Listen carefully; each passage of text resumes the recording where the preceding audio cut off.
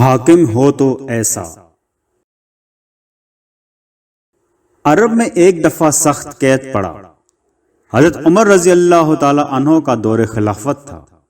آپ نے عہد کر لیا کہ جب تک گھی، دودھ اور گوشت عام طور پر بازار میں نہ فروخت ہونے لگے اور غریب آدمی پیٹ بھر کر کھانے اور پینے نہ لگے، میں یہ چیزیں استعمال نہیں کروں گا۔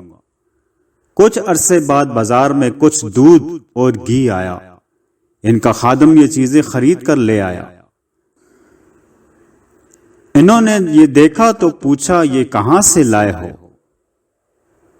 خادم کہنے لگا کہ حضرت، اب آپ کا عہد پورا ہو گیا۔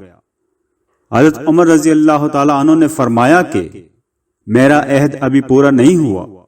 میں تو یہ چاہتا ہوں کہ رعایا کو سب چیزیں آسانی سے اور ان کی ضرورت کے مطابق کھانے پینے کو ملیں۔ ان کے بعد میں اسے استعمال کروں گا۔ خواہ مخواہ مجھے پریشان نہ کرو، یہ چیزیں اٹھا کر لے جاؤ اور لوگوں میں تقسیم کر دو۔